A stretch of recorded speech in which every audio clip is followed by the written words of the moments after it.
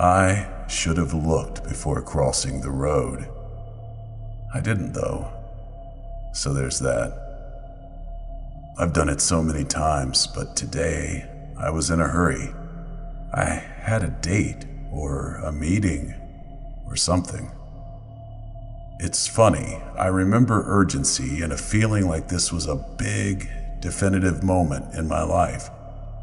Now that I'm dead, the specifics seem to just float away. All I know for sure is that I wanted to get somewhere quick, so I rushed down the stairs of my apartment and right into the road. I remember the van colliding with my right side and the feeling of being thrown into the air as my bones cracked and contorted. Then I was somewhere else. It smelled like old books and horse shit and rain. It smelled like half-melted memories. It was dark too, but not like you think of dark. Almost sort of gray in a way I can't put into words.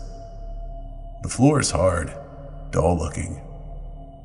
The ceiling's much the same, save for wide spaces letting in light more powerful than any shadow.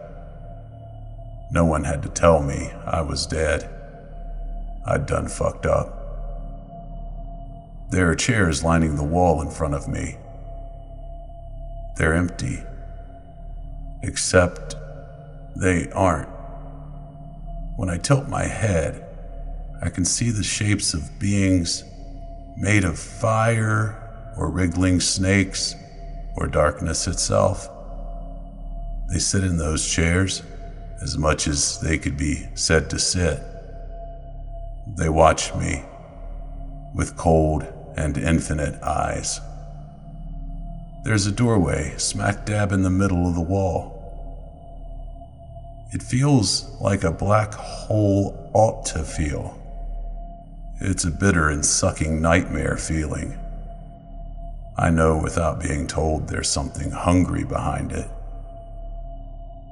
The angels watch me from their seats.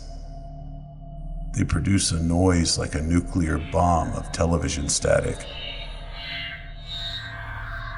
It is a question that demands a complete and irreversible answer. I flash back to being a child in Catholic school.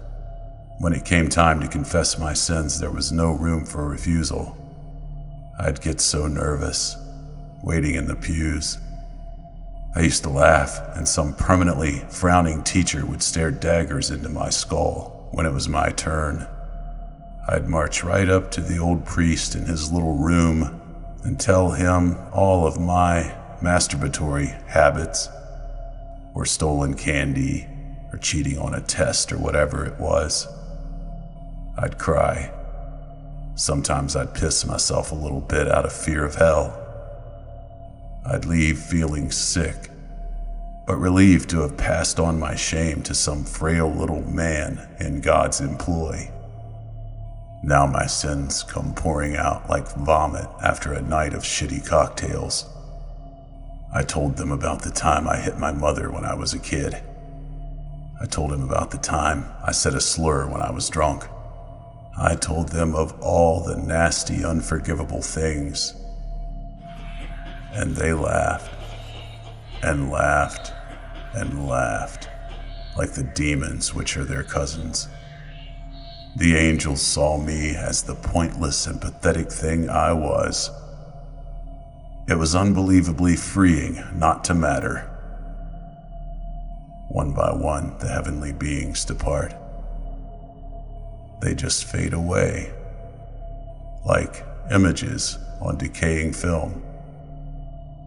Now I'm alone in a room which reminds me of every half-remembered dream I ever had, but is somehow so unremarkable.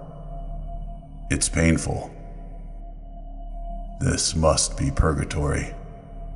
This must be where they cook away the sin and wipe off the shit of life from the ass of your soul.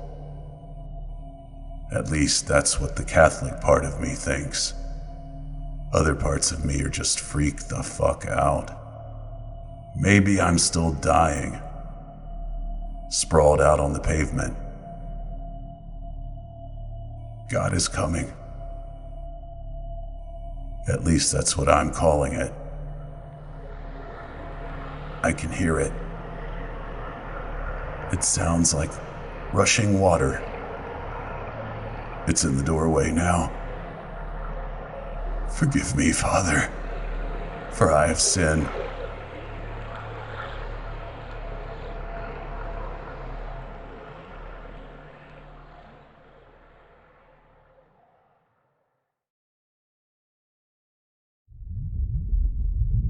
Since man has had access to the seas, he has dreamed up all kinds of mythology about what lies beneath the waters. Krakens, giant fish, and the like are some of the things that man has feared as he crossed the seas over his relatively short journey of life. Modern man passes it off as just that, mythology. He thinks that it must not exist because he cannot observe it. The truth is that these myths were inspired by true creatures. The popular belief is that these creatures, if they exist, are unintelligent. But many are almost as intelligent as humans themselves. Thanks to me, those creatures are rarely seen by the eyes of humans.